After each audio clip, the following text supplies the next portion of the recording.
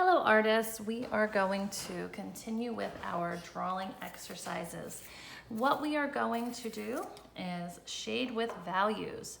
So this worksheet can be found in the Google Classroom to print out. Okay, now when we talk about values, we are talking about the dark and light variations. So black, white, and all those shades of gray in between. Using value in your artwork creates the illusion of form. Okay, form is our element of art that refers to something looking three-dimensional. So when we're trying to make a realistic drawing, it's important to have that shading nice and smooth, to get a nice range of values in there to create, to get as realistic as you can. Okay, now to get started, it says sharpen your pencil so you have a long tip to use. Okay, so sharpen it up before you start. Okay, you want a nice edge to your pencil. Okay, you don't want a dull tip because you want to be able to lay your pencil flat and shade it on its side. Okay, that will help you not see all those pencil marks in there. We don't want it to look scribbled. We don't want it to look sloppy. We want to try to make it as smooth as possible. Now, this is something that sounds really easy, but it is not that easy.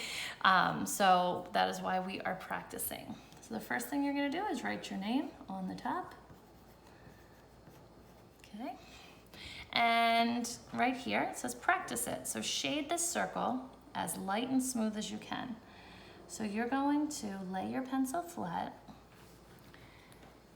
Okay. Nice and flat. And you are going to, as lightly and softly and delicately as you can, fill that circle in. Okay, you want to try to avoid scribbling. So you don't want to move your hand really, really fast. Try to go nice and slow. If it's a circle or something curved, you want to, again, follow the edges. So curve your pencil. I like to do long kind of circles or ovals. Okay, you can turn your paper if the angles are better for you. Okay, but I don't want you to use your finger or a blending stump or anything right now to blend these. I want you to try to get them as smooth as you can, okay, before you start applying tools. Okay, so what I want you to do here is try to get this as close to the lightest gray as you possibly can. Okay, now that's one end of the spectrum. The other is to shade this circle as hard and dark and smooth as you can. So again, you want to use the edge because if you're using the pencil point, it's a smaller surface, okay? So just efficiently, it's much quicker to use the edge, okay? If it's a circle, sometimes it helps to turn your paper. And again, those kind of marks that go in circles to help blend out your pencil marks are very, very helpful. Okay, now by this point in our lives, we should be able to color in a shape neatly without it being a hot mess. So yes, I do want you to keep those edges clean because when you work on your artwork, you also want to create craftsmanship in there and you don't want to have sloppy edges when you're trying to make something look nice. Okay, now the next thing it says to do is shade each box to match the value. Make it smooth so you don't see your pencil marks. Do not smudge or blend it. Let your pencil do the work. So I'm going to sharpen up my pencil again. So I have, again, a nice point there. You can start in any box that you want.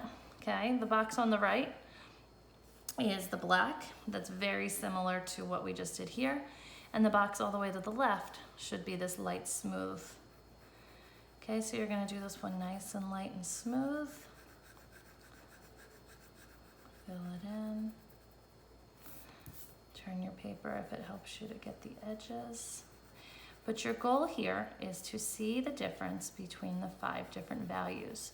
So if you shade them in and 2 of the boxes, or more than 2 of the boxes, look the same, then you know you have some adjustments to do. So what I'm going to be looking for is that you can see that variation from one box to the next.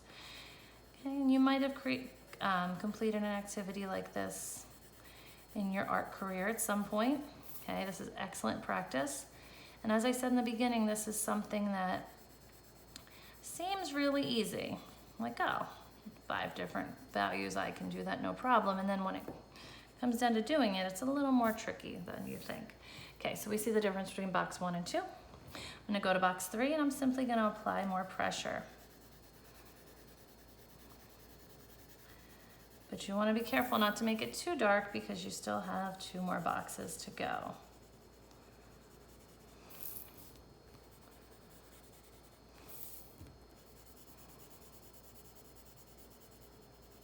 Okay, I'm gonna fill that in.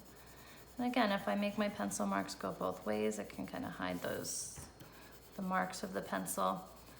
Okay, it's not gonna be perfect, but okay, you can take your eraser if you went on bounds, went on the lines, press a little bit harder.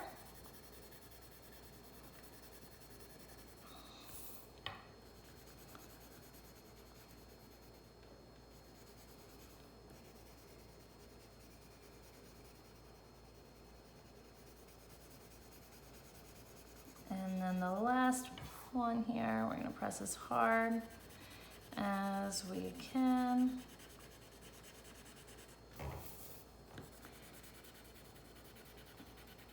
Okay. So again, what you're looking for is a range of values, okay? So you need all of those middle gray tones when we are shading, okay? And shading is the foundation of much of the artwork that you will create. And that is how we achieve realistic appearance in our artwork. Okay, so here we go. Do you see the difference between all 5 of these? Okay, this one might be a little dark in here. I'm going to erase it and kind of soften that back out here. Okay, there we go. You see the difference? They match up to those. Okay, so what you're gonna do when you finish this worksheet is make sure your name is on it. And then you're gonna take a picture of it. You are gonna upload this worksheet to this classwork assignment and have fun.